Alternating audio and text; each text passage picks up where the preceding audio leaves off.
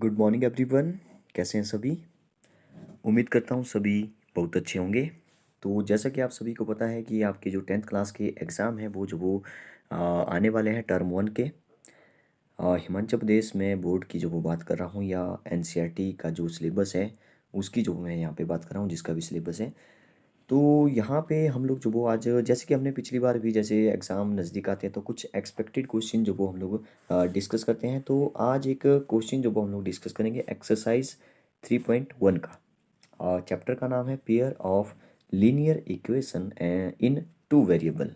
ठीक है, तो इसका जो वो एक क्वेश्चन हम लोग डिस्कस करेंगे। अगर आपने जो इस क्वेश्चन को अच्छे से समझ लिया तो मेरे ख्याल से आपके इस चैप्टर के 50% जो वो डाउट्स जो वो क्लियर हो जाएंगे, कंसेप्ट जो वो क्लियर हो जाएंगे।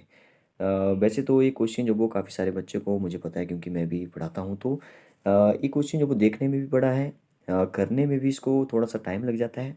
तो बच्चे जो वो इस क्वेश्चन से डर जाते हैं, हालांकि ऐसा इस क्वेश्चन में है कुछ भी नहीं। समझेंगे आगे कि कैसे कैसे इसको स्टेप बाय स्टेप करना होगा।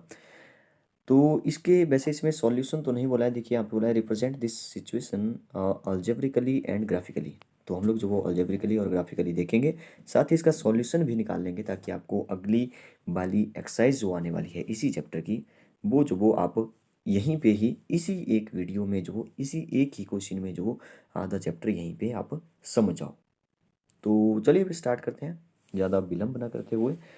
तो सबसे पहले जो वो आप क्वेश्चन को अच्छे से देखिए, इस कैमरे को हटा ही देता हूँ मैं। क्वेश्चन को आप पहले देखिए, क्वेश्चन को समझना जो पहले बहुत ज़रूरी है। यहाँ पे लिखा है आफ्ताब टेल्स हिज डॉटर। तो आफ्ताब है इसकी डॉटर मतलब कि इसकी बेटी है। तो ये जो वो अपनी मतलब कि बेटी और ये हुआ फादर। ठीक है, इसने बोला 7 year ago I was 7 times as old as you were then. ठीक है, आगे से मतलब ऑल्सो 3 year फ्रॉम नाउ, मतलब कि 3 year के बाद, मतलब आज से, प्रेजेंट की बात कर रहा हूँ, आज से 3 साल के बाद I shall be 3 times as old as you will be. ठीक है, तो आगे लिखा है इसने कि represent this situation graphically and algebraically. तो काफ़ी अच्छा क्वेश्चन है, काफ़ी इंटरेस्टिंग भी है। देखिए हिंदी में आप समझिए एक बार इसको।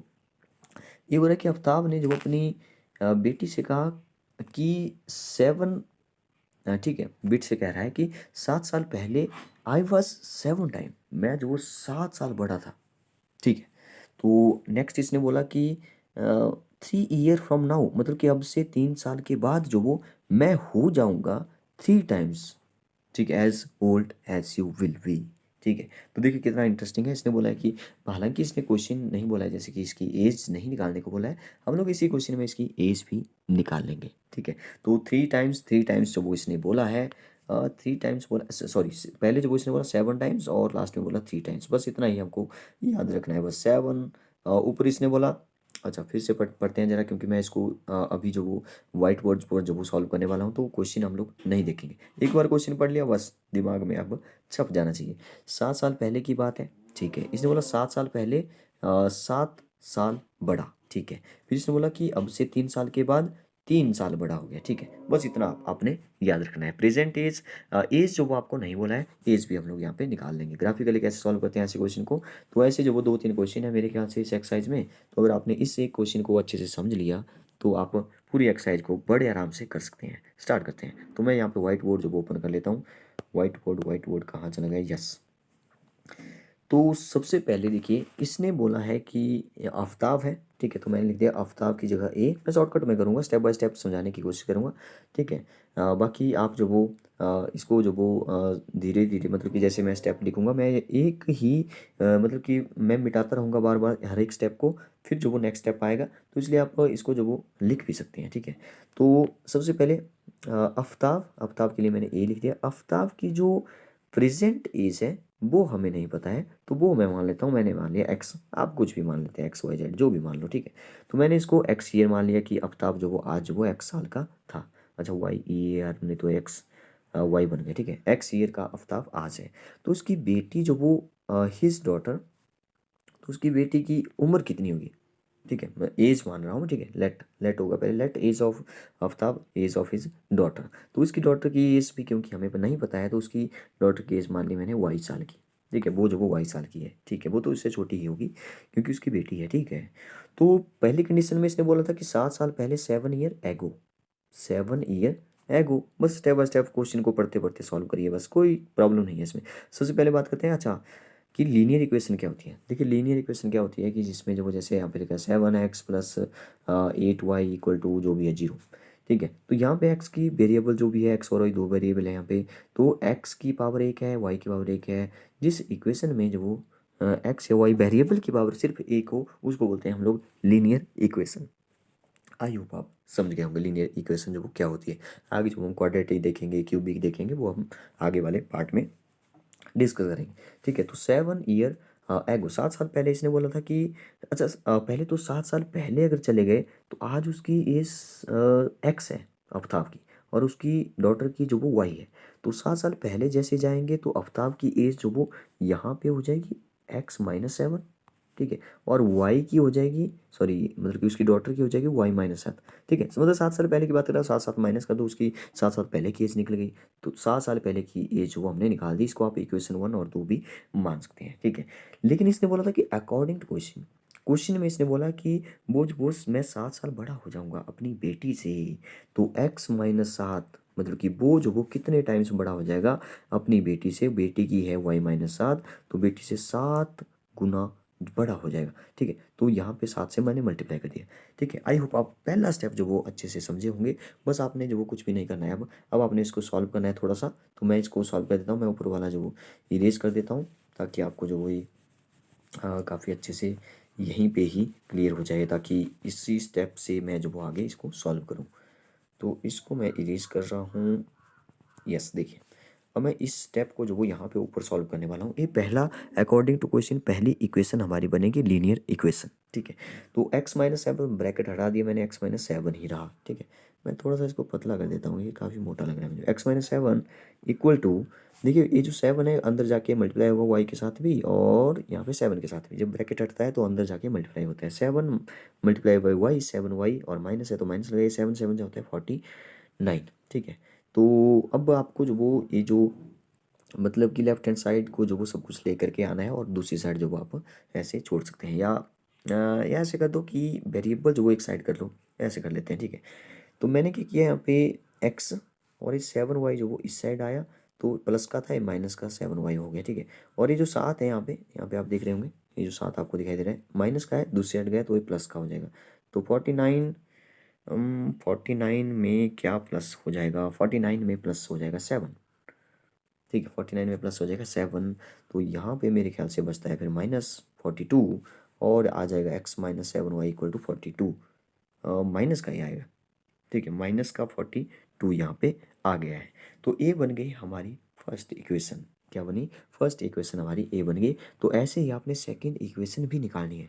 तो आप फिर से लिखिए अकॉर्डिंग टू, सॉरी 3 ईयर, उसने बोला था 3 साल के बाद। अब 3 साल के बाद मैं इसको इरेज कर रहा हूँ, मैं याद रख लूँगा ऐसे कि x-7y इक्वल टू -42 इक्वेशन 1 हमारी बनी थी। दोनों को फिर जो वो मर्ज करेंगे आपस में, और जो वो हम लोग सॉल्यूशन भी निकालेंगे। पहले जो वो ग्राफ देखेंगे सिंपल भाषा में कैसे जो उसको बनाते हैं, ठीक है। तो दूसरी इसने बोला था कि 3 साल के बाद आफ्टर 3 ईयर, तो 3 साल के बाद देखिए आफ्ताब की एज हो गई होगी x+3, और उसकी बेटी की हो गई होगी y+3, ठीक है। ये सेकंड स्टेप है हमारा क्वेश्चन का, ठीक है। अब इसने बोला है 3 साल बड़ा हो जाएगा, वो 3 साल बड़ा हो जाएगा अपनी बेटी से। तो यहाँ पे इक्वेशन बनेगी कि x+3, ये है आफ्ताब की आयु, 3 साल बड़ा हो जाएगा, 3 से मल्टीप्लाई कर देंगे उसकी बेटी की आयु को। बस बिल्कुल सिंपल सा स्टेप है, बाकी कुछ है नहीं इसमें। तो x+3, और यहाँ पे 3 जो वो अंदर जाके मल्टीप्लाई होगा 3y, और 3 3 जा हो जाएगा 9, और जैसे जो वो इसको ए इस साइड आएगा तो x-3y, और ये जो 3 है यहाँ पे, ये जो 3 है ये जाएगा पहली साइड, तो 9 में से 3 माइनस हो जाएगा, ये बचेगा 6, x-3y इक्वल टू 6 बन जाएगी हमारी दूसरी इक्वेशन। तो मैं दोनों इक्वेशन को जो वो एक साथ है वो लिख लेता हूँ। देखिए मैंने लिखा first equation x-7y equal to -42, ये थी हमारी फर्स्ट इक्वेशन।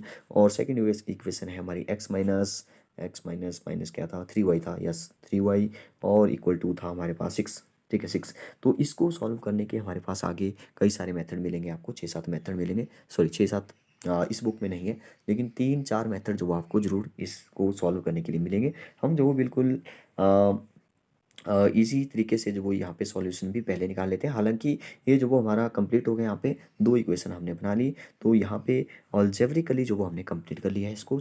अब ग्राफ में देखते हैं। ग्राफ में देखने से पहले इसको एक बार सॉल्यूशन निकाल लेते हैं, ठीक है? तो सॉल्यूशन निकालने के आपके पास कई सारे मेथड है जब 2 लीनियर इक्वेशन हो हमारे पास। एक तो है कि आप जो फर्स्ट और सेकंड को माइनस कर दो, एक वेरिएबल जो वो सेम होना चाहिए, ठीक है? जैसे एक्स की जो वैल्यू है वो जो वो सेम होनी चाहिए वाई की। तो यहाँ तो एक्स सेम है, तो 1 और 2 को मैंने माइनस कर दिया। सॉरी।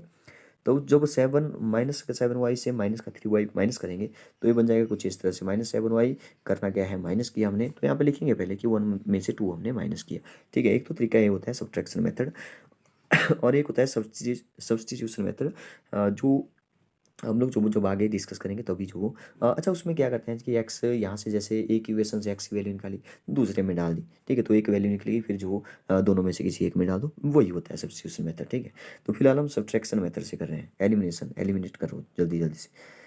तो माइनस का 7y माइनस माइनस का 3y, ठीक है? माइनस करना है तो माइनस 2 बार आ गया, ठीक है? माइनस का 7y और यहाँ बन जाएगा माइनस माइनस प्लस का 3y। तो मेरे ख्याल से यहाँ पे बन गया है 7 और 3, एक माइनस का तो माइनस हो जाएगा, 4 बचेगा तो माइनस का 4y, माइनस का 4y बचा है।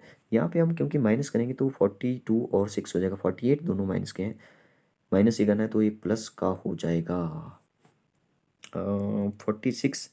देखिए यहाँ पे, अच्छा यहाँ पे माइनस है, माइनस माइनस प्लस हो गया, 48 हो गया, ठीक है? ये माइनस, ये प्लस का था पहले, ये माइनस मैंने तभी किया क्योंकि इसको हम इससे माइनस करने जा रहे हैं।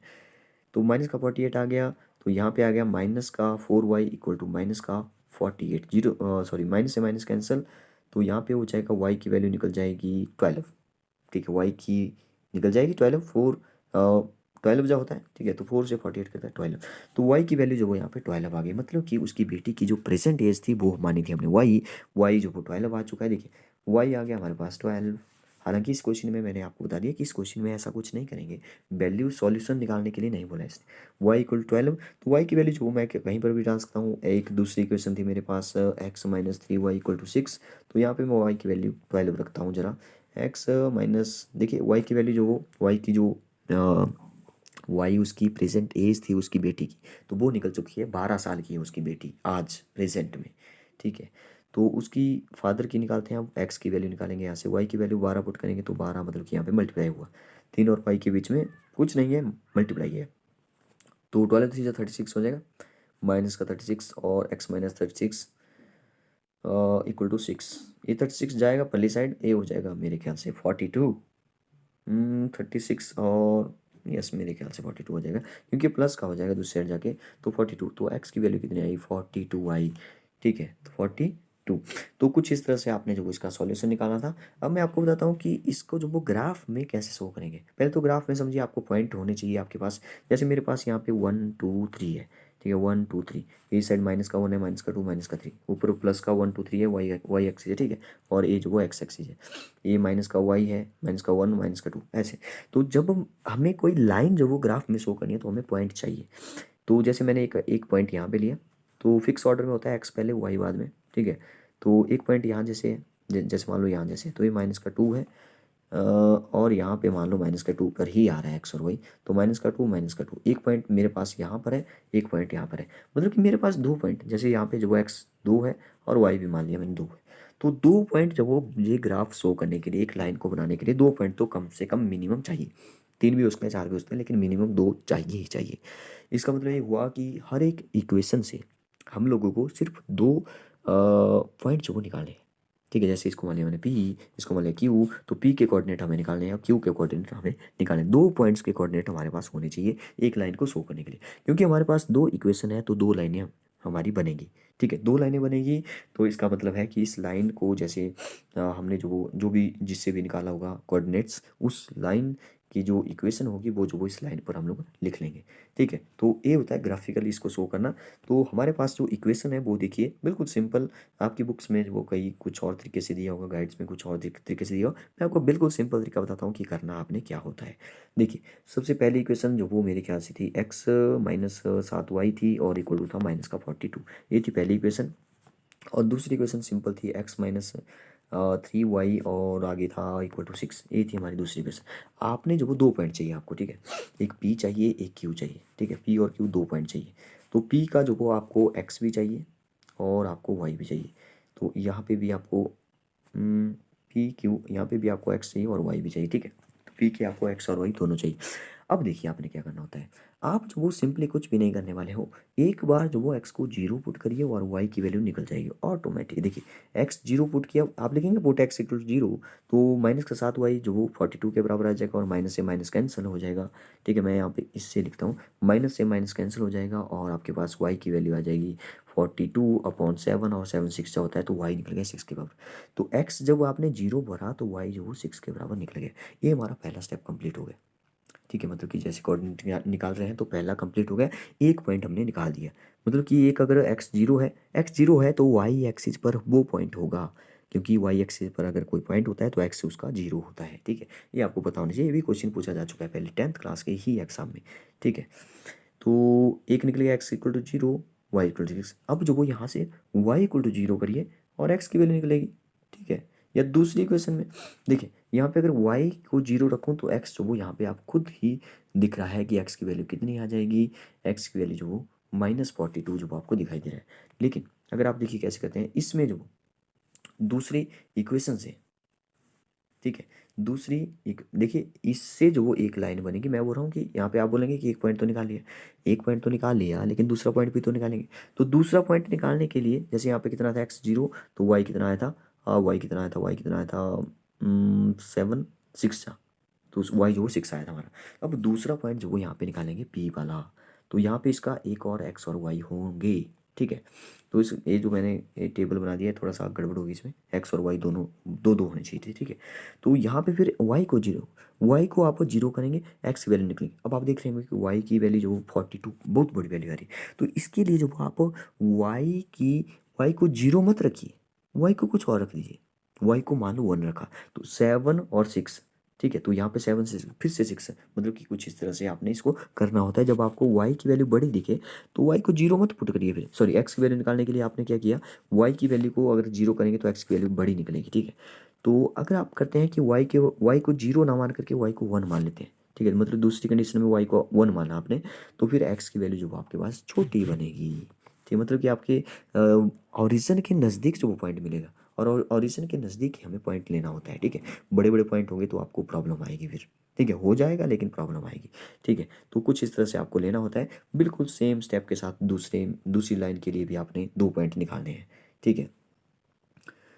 तो जैसे इसमें x इक्वल टू जीरो माना, तो y की वैल्यू जो वो मेरे ख्याल से आ जाएगी, क्योंकि यहाँ पे माइनस है तो -3 पहले साइड जाएगा तो माइनस का 2 बन जाएगा, तो y इक्वल टू -2 आ जाएगा। अगर y को जीरो मानेंगे तो x की वैल्यू 6 आपको दिखाई दे रही है, ठीक है। तो यहाँ से दो दो वैल्यू जो वो सीधी निकलेगी। अगर आप x जीरो पुट करते हैं तो y की निकलेगी, y जीरो पुट करते हैं तो x की निकलेगी। मैंने आपको बताया कि जब y को जीरो पुट किया और x की वैल्यू बड़ी आ रही है, 42 काफ़ी बड़ा नंबर है, ठीक है। उसको जो वो यहाँ पे ऐसे 1 2 3 करके ऐसे ऐसे काट करके डिवीजन बना करके आपको टाइम लगने वाला है, ठीक है। तो इससे अच्छा है कि आप क्या करिए, वाई की वैल्यू को फिर जीरो ना मान करके कुछ और मानिए, आपकी वैल्यू निकलेगी। बट डेसिमल में मत लीजिए, जैसे डेसिमल में आ रहा है 3.2, तो ये गलत हो जाएगा। फिर गलत नहीं होगा, ठीक ही होगा, लेकिन प्रॉब्लम आएगी डेसिमल में उसको डिवीजन बनाने के लिए, ठीक है। तो ये था हमारा ग्राफिकली शो करने का तरीका। तो देखिए क्या होता है इसमें कि ग्राफ जैसे आपने बन गया, एक एक लाइन का ये बन गया, एक लाइन का ये बन गया, ठीक है। तो यहाँ पे एक पॉइंट होगा, इस लाइन का यहाँ जैसे 2 पॉइंट होंगे, इसका यहाँ पे जैसे होगा, तो 2 पॉइंट हमने बना दिया, ग्राफिकली शो हो गया।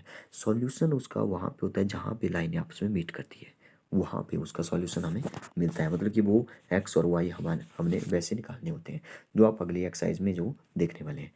तो मेरे ख्याल से आपको ये क्लियर हो गया होगा कि इस चैप्टर में हमने क्या क्या करना है, कैसे कैसे क्वेश्चन में अगर स्टेटमेंट वाला क्वेश्चन है तो उसको कैसे लिखना है, फिर जो कैसे उसको सॉल्व करना है। Okay, thank you and have a nice day.